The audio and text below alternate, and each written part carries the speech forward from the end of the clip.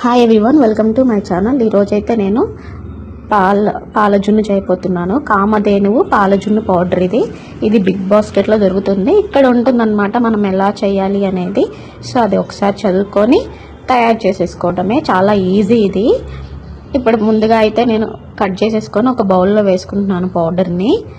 Next అయితే milk add చేస్తున్నాను. Milk వేస్తూ మనం మిక్స్ చేసుకోవాలన్నమాట. సో బబుల్స్ లేకుండా మిక్స్ చేసుకోవాలి. కలుపుతో మిక్స్ చేయాలి, లేదంటే ఉండలు కడుతుంది అనమాట. సో మనం మిక్స్ చేసుకోవాలి. సో ఈ పౌడర్లో ఆల్రెడీ కొంచెం స్వీట్నెస్ ఉంటుందన్నమాట. సో మనం చూసుకొని షుగర్ కానీ లేదంటే బ్రౌన్ షుగర్ కానీ యాడ్ చేసుకోవాలి. నేనైతే బ్రౌన్ షుగర్ యాడ్ చేస్తున్నాను. సో టేస్ట్ చూసుకొని వేసుకోండి, లేదంటే మళ్ళీ చాలా స్వీట్ అయిపోతుంది. అంటే మీరు అందులో ఆ పౌడర్లో లేదనుకొని ఇంకొంచెం ఎక్కువ వేస్తారేమో. సో దాంట్లో కూడా స్వీట్నెస్ ఉంటుంది, కొంచెం తగ్గించుకొని వేసుకోవాలి.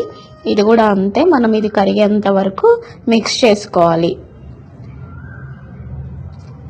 ఈవెన్గా మిక్స్ చేసుకోవాలి.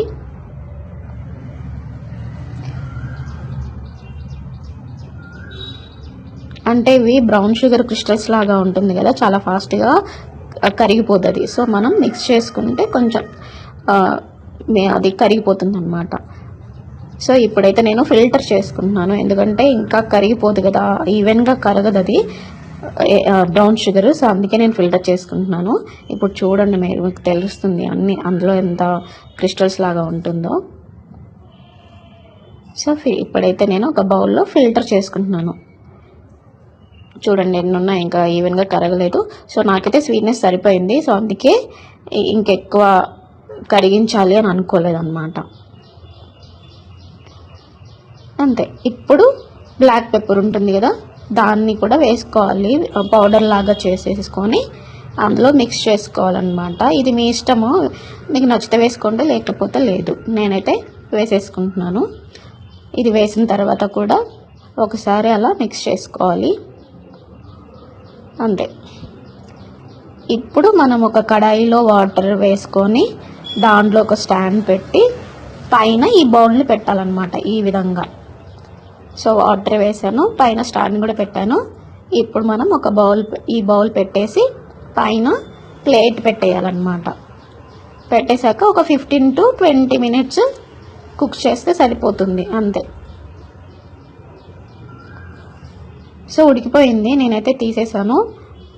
సో మీకు కావాలంటే ఫ్రిడ్జ్లో ఒక 1/2 hour పెట్టుకొని తినేయచ్చు, బట్ నాకు కూల్గా తినడం ఇష్టం లేదు. సో అందుకే నేను ఇలాగే తినేస్తున్నాను.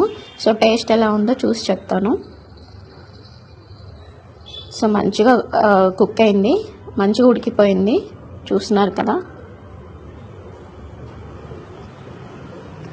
టేస్ట్ అయితే చాలా బాగుంది, స్వీట్ అంతా మంచిగా సరిపోయింది, చాలా బాగుంది. ఎప్పుడైనా తినాలి అనిపించినప్పుడు ఇలా చేసేసుకోవచ్చు. మనకి ఇక్కడ దొరకదు కదా జున్ను. సో పౌడర్ తెచ్చేసుకొని ఇలా చేసేసుకొని తినేయచ్చు. చాలా అంటే చాలా బాగుంది. మీరు కూడా ట్రై చేయండి కంపల్సరీగా. బిగ్ బాస్కెట్లో దొరుకుతుంది ఇప్పుడు. సో ఈ వీడియో కనుక మీకు నచ్చితే లైక్ చేయండి, షేర్ చేయండి, కామెంట్ కూడా చేయండి. అలాగే